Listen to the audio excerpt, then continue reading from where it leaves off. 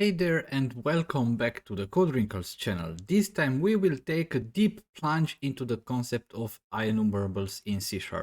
And I can guarantee you that after this video you will have a much better understanding of what IEnumerables are, how they work, and why they are actually very useful also when we think about the performance of our applications.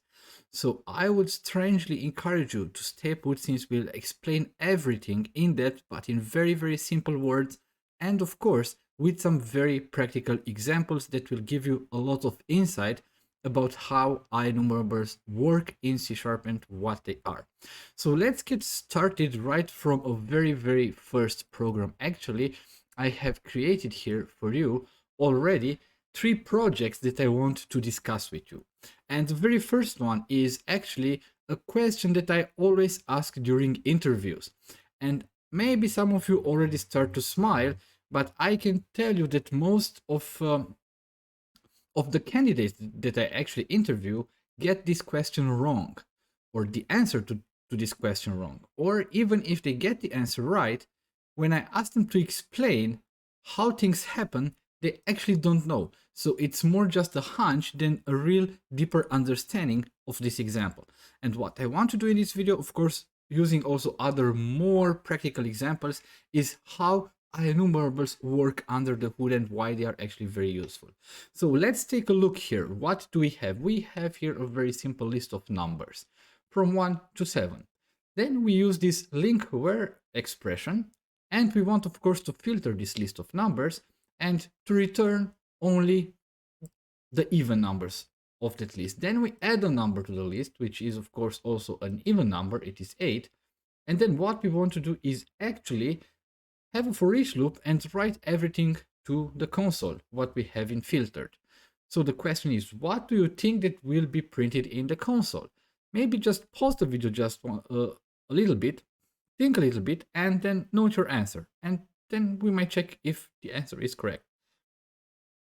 So let's put here a breakpoint, or even don't. Let's just run the application. So we run the application and let's see what we see here in the console.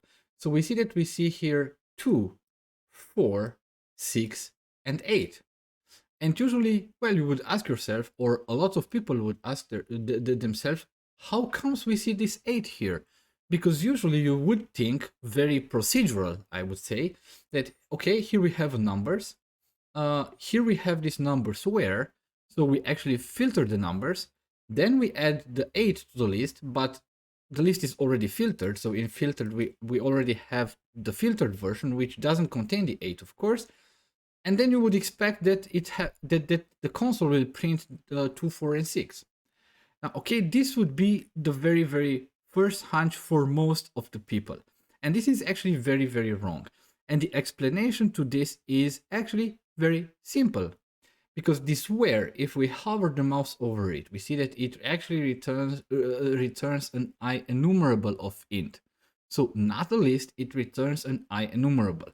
And if we hover our mouse over this variable, we see that, of course, it's of type IEnumerable of int. Now, this happens with all link extension methods. They return IEnumerables, which means actually some type of, I would say, collections, because they are not really collections, but some kind of instances through which you can iterate. And this means that when we do this here, we actually, let's just set a breakpoint here. And let's run the application again. Let's bring also the console to the window to have everything here. And let's see what happens here step by step. So we have numbers, which has 7 numbers, which is okay. And then we go one step further. So we get here the filter and we see that this is of type system link IEnumerable where. And if we enlarge this, we see that current is 0. So actually, it means that we didn't get a list of the filtered numbers. We just get a query for that list. And then we add that number, 8. So right now we have count 8. And then filtered is exactly the same. It's just a query. Now, the thing is, when we iterate through an IEnumerable, only then it actually gets executed, this query, on the source list that we have here. So this would mean, of course, that actually when we start to iterate through that, only it is now that actually this gets executed, and it takes all the numbers that satisfy these conditions one by one. So we print first the 2, then we print the 4, then we print the 6, and then of course we also print the 8, because by the time we started to execute and really execute this filtering, we already had the 8 here in this list. So this is why we also have this 8 in the console, and all is because we have this concept of IEnumerable. And let me show you this, because if I run this filter numbers where the condition, and then if I put a ToList here, and what it happens actually, I can still iterate through the collection. But if I run the application this time and I open the console, I see that I have only 2, 4, and 6. And the reason is that right now with this ToList, we have executed the query already. So in this case, filtered is not an IEnumerable anymore, but it is a full list of integers, which means that when we add the number 8 here, it actually doesn't matter because we have already executed the query. So this is very, very important, and this is called lazy execution in LINQ or LINQ, and it's very important to take note of that, because if you execute it with a ToList or ToArray or first or default or any type of method, of link extension method that kind of does a projection, which means it executes that specific query that you want, that always will return you a collection that have already all the numbers in it. But if you don't execute it using such an extension method, you just get back an IEnumerable, and this means if you add something here to this list, then when you execute it later, you will have all the added elements. Now, what happens here behind the hood is actually that this query is not executed one by one. It's executed one at a time. And for this, in order to better understand, I have another example. And this is the example of IEnumerator. And let's also change here so that we can easily navigate through that. So what we have here? Now, we have here a very simple class, which is player, which has a first name, a last name, and an override to the toString method. Then we have here this class, which is team. And we see already that it has a private field that contains a list of player. And okay, it has here this also iCollection of trainers, but that's actually not important for the purpose of this video right now. Now, what we want to do is, if we go to this program.cs, we see that we actually execute a new team. We instantiate a new team. Now, what we would like to do is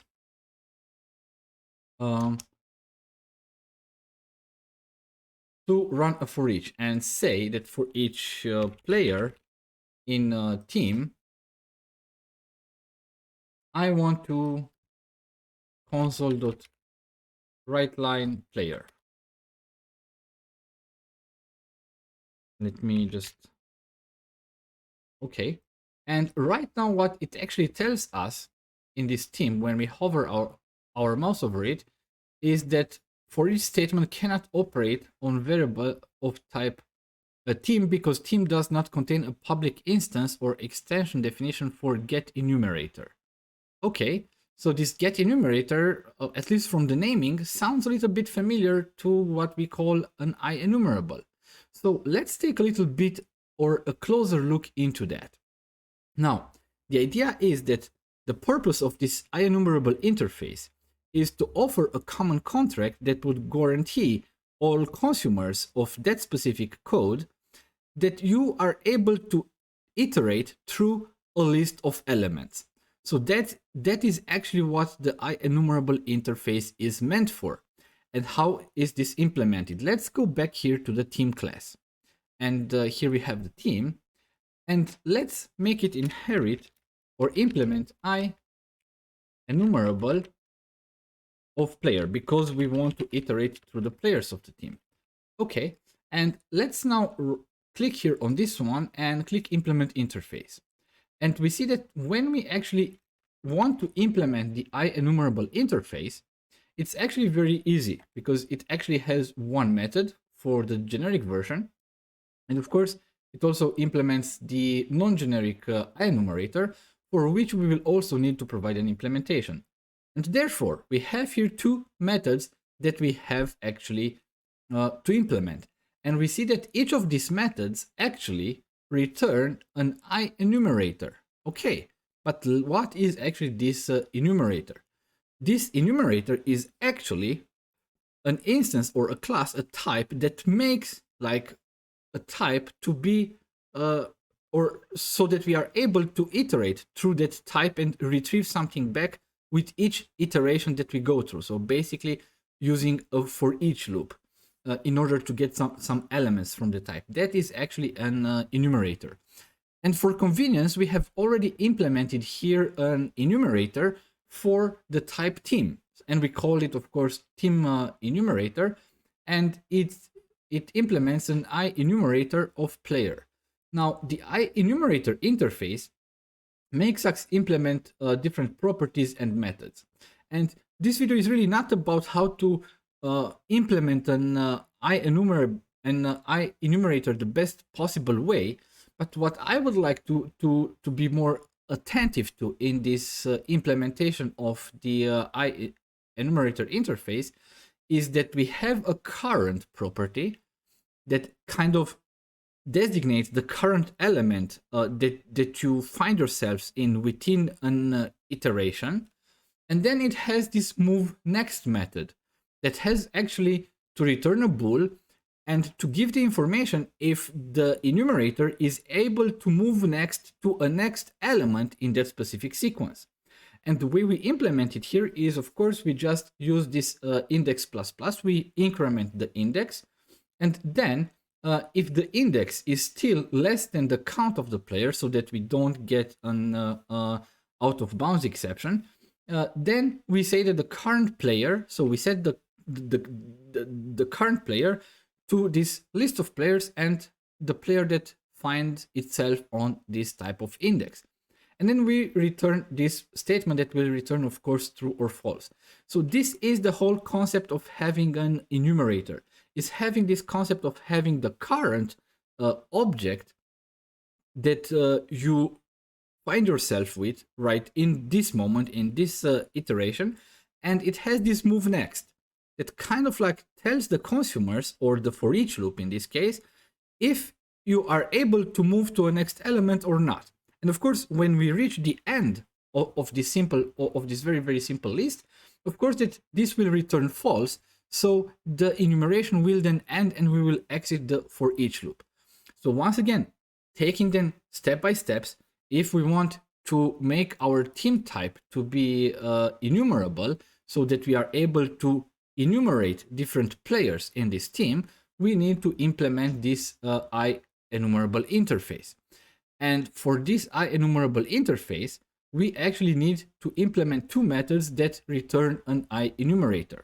Now, in this case, we have implemented this custom enumerator because I really wanted to take a look at this very basic concept of having an enumerator with a current and with a move next, because this is actually how this for each loop works. There is also, of course, an easier way to maybe resolve this problem by using the keyword yield return, but that's not the point of this video.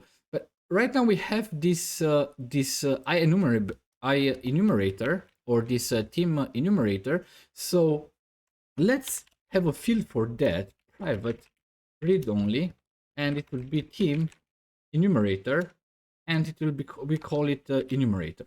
And then in the constructor, we'll set the enumerator to be equal to a new team enumerator, and we'll pass in the players. So right now we have an enumerator, and it means that in these methods that we have to implement as part of the IEnumerable interface, we can just return that enumerator. That's actually what we need to return. Okay, just a second. Return enumerator. And here that should also return. Of course, we need to return this. Sorry for that. Okay. And we have to return this, of course. That was the problem. And that's it. So right now, our team type, our custom, our own class is right now an IEnumerable because it implements this IEnumerable interface, and it has an enumerator that kind of tells the for each loop actually exactly what is the current element of this iteration, and it also tells it if it is able to move next. So if we run this application right now, we should be able to see actually here in our console this player 11, 21, 32, 43, and 54, which is actually really, really great. Now, what I want to show you is that as our team implements right now IEnumerable, we can simply also, for instance, say here var filtered, like we had in the example before, and say here, for instance, team where, and here after this where we see where the player e dot last name contains, and let's assume that we want to contain the character 1. So in this case, it should be a char. Okay, so in this case, our filtered is once again an IEnumerable, and this means that it doesn't get executed unless or until we actually iterate through it. And in this case, we also use this condition. So if we run the application right now, the result would be that we should have probably only two players, the player with number 11 and with number 21, because these are the only players that kind of contain this character 1 as a character, not as an integer. So once again, this whole concept of having this type that we want to be an IEnumerable is that we want to be able to iterate through the players of the team. How do we achieve that? We need to implement the IEnumerable interface. And in order to be able to implement and return something from this get enumerator methods, we need to return an enumerator. And in our case, we have created this custom enumerator that has these very, very important concepts like which is the current object that you find yourself in front of, and if you are able to actually move next. And these are the two very important properties on which this for each loop actually bases when it tries to iterate through this IEnumerable, which is our team. And you would say, okay, this seems nice, but kind of maybe a little bit not that intuitive to always work with IEnumerables and not real lists, for instance, that you can't check exactly what do you have actually in that instance of an IEnumerable, for which you only know the type of the elements that you actually will iterate through, but you don't know anything else about that. And I'm fairly sure that kind of in your daily code, you write a lot of ToLists. And I have to say, I also write a lot of ToLists. But then there come days when I just take a step back and look at my code and say, oh my God, we have here a lot of lists. The problem is that any time that you call a ToList, it actually creates a new list. And it allocates memory for that list and everything around that. Now, in our basic examples, of course, this is not a very big problem because we have a very small list. But what if you have lists or data sources actually with hundreds or thousands or tens of thousands of records? If you call it ToList, you just load everything in memory. And this, of course, is not very, very optimal. So instead, you can use IEnumerables to just load into memory only a portion basically of this data. And to make this more understandable, I have here right now a third example, and let me change here to this CSV parser. Now, this CSV parser is a very, very simple program. We have here a CSV file, which once again, for our example, for our demo purpose, it is a very, very small CSV file. But in fact, at work, I recently had to implement a CSV parser for CSV files that contained thousands and thousands of records. So we have this CSV file, and there's a library which is called a CSV helper that we actually use, and we have this class of product which has an ID, a name, and price, and a stock. Now the CSV helper, what it does, it's actually very, very nice because it helps us to actually read that CSV file and map those objects or those lines in the CSV file to our POCO class, or plain old CLR object, or C# object, which in our case is of course the product. But what I want us to be very, very attentive to is this method get records from the CSV helper. So actually what happens here, it's very, very simple. We first need a stream reader, and for the stream reader we just provide the path to our CSV file. And then of course, based on that stream reader, we create this CSV reader, which is responsible to read the stream. It knows that it should be a CSV, and it kind of like would try to actually break on every line and map our line, or map each line to our type that we actually provide here as generic type param. Now, let's take a look. If we hover our mouse over this, it says that this gets records. Actually, it returns an IEnumerable of product. So back to the other examples, what does this actually mean? Well, it means that it would actually not load all the products into memory, but it would load them actually one by one, or in very, very small chunks, because the reason, the truth behind this is because it's using a stream reader, and the way how streams actually work is that you work with a buffer. So you load something in that buffer. When you read something out, then you load something in place of it. But still, instead of loading the entire CSV file or the content of the entire CSV file, you just load a small buffer of it. Now, let's here maybe, of course, if we run this application, probably it would be good for reference. And you see that we just see here our products. But I want to do a few very, very small things here. Now, first of all, let's run it again. And we break here before we enter the for each. And the console is not important in this case. So if we hover our mouse of product, we see that once again, it's an IEnumerable, but it has something to do with the CSV reader, because it comes from the CSV reader. But once again, you see we don't have anything.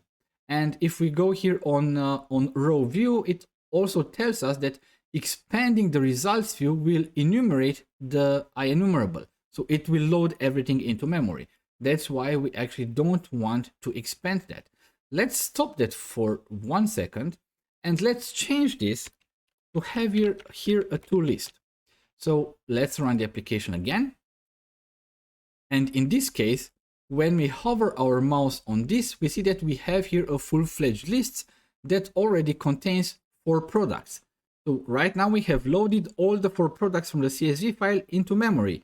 Previously, we haven't done that.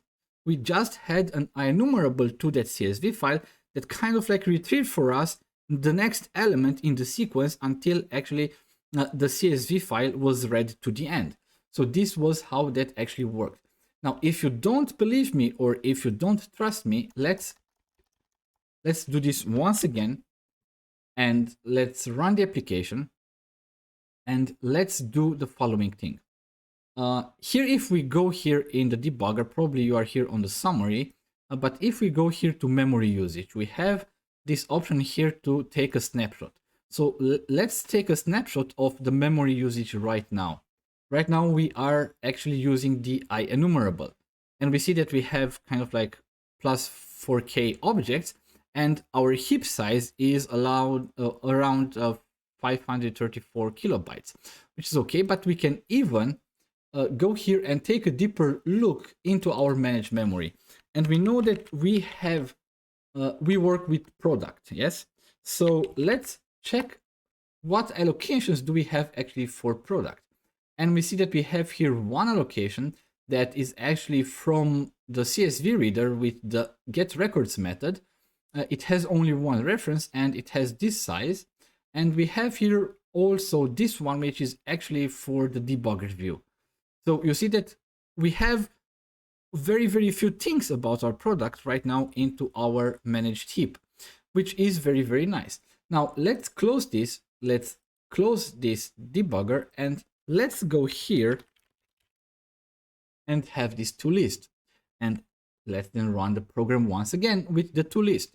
And we'll do exactly the same thing. So the only thing that we changed is that instead of having an IEnumerable, we now use this ToList method that kind of like creates a list for us. So let's take a snapshot for the memory right now. We see that it has more objects here, and the heap size is of course even bigger. And remember, the only thing that has changed is that very simple ToList method that we have used. And it's almost 100 kilobytes bigger right now, our managed heap. But let us once go here once again. And of course, I should also spell it correctly. So it would be like that. And right now, if I filter on product, I have here a lot of things. And what bothers me the most is that you see we have here this list of product, which has one reference, and in this case is 88 size in bytes. But if we go here on view instances, we see that it actually has 4. And this is, of course, once again, the size. And, oh, sorry, let's open this again. Let's filter this again. Okay, so once again, we have this list of CSV parser product, and we have this list that actually is full in our managed heap.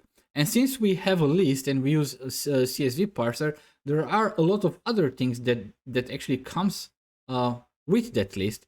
So in total, our memory size, or the amount of memory that we actually consume right now, is actually way bigger than it was previously.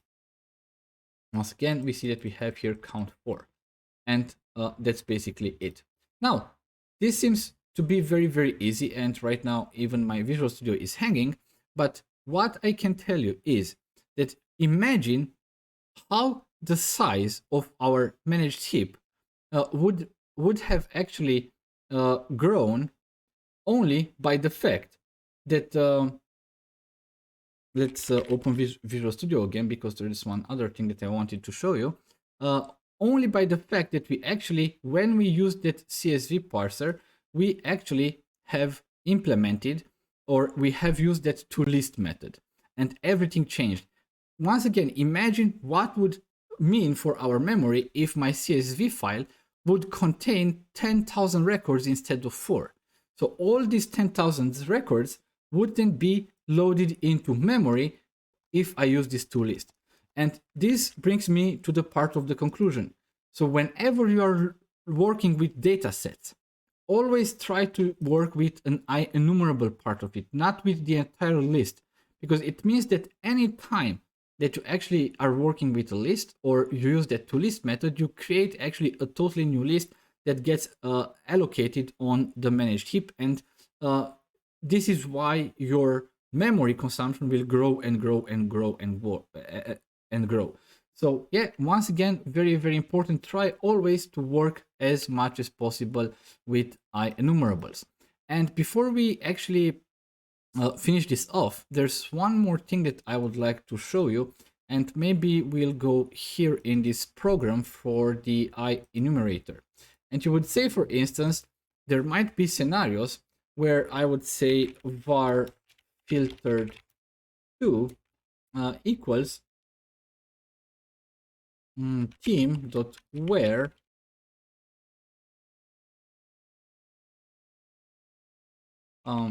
once again the last name contains, and let's take the character 2 in this case. So right now we have 2 filters, and you would say, okay, what I would like to do is I would actually like to combine the results of those filters and then iterate through the resulting filter, which would include both results that are here and results that are here. And of course, the first instinct that we would have is, okay, we'll need here a ToList, for instance. We would need here a ToList. And then we would probably have var final filter equals maybe filtered dot add the range, and we can then add filtered to, and then we would have, sorry, we don't need the final one, we just add the range, and then we add everything here on filtered. And you would say, okay, we have done that.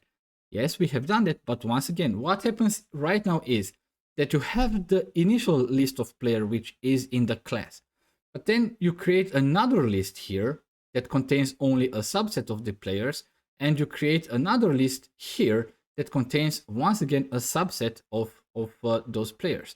So right now, instead of having only one list of players in your memory, you have three lists of players in your managed heap.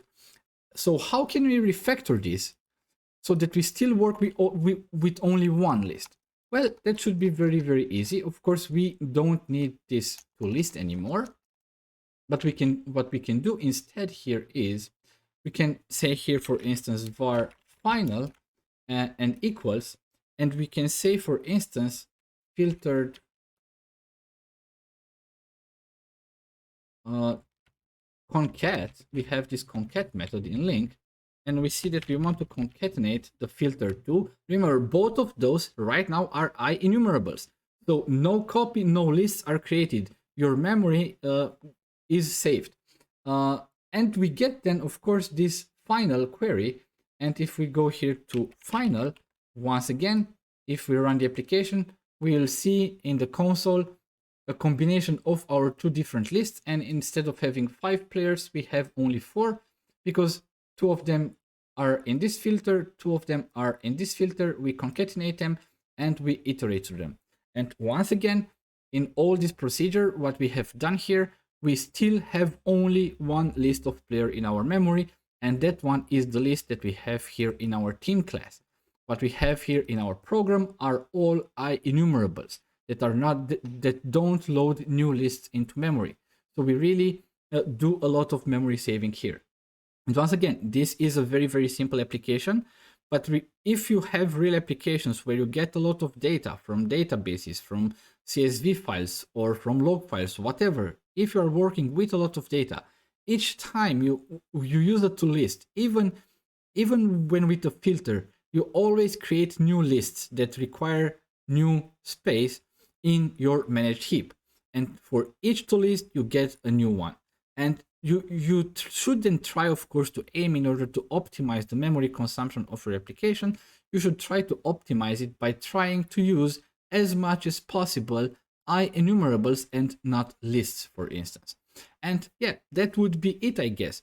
I hope that this time or that this video was useful for you and that you right now fully understand how actually IEnumerables work, what they are, and why it is useful for us to actually use them in our code, and also take sometimes a step back from the code that we have written, look at it, and try to figure out if there maybe are places where we can actually replace two lists with simply using IEnumerables so that we can save some memory space. That would be actually very, very great. If you think that video might be helpful for others, don't be shy and feel free to share it. Spread the word. Sharing is caring. And other people might thank you for that if they also find this useful.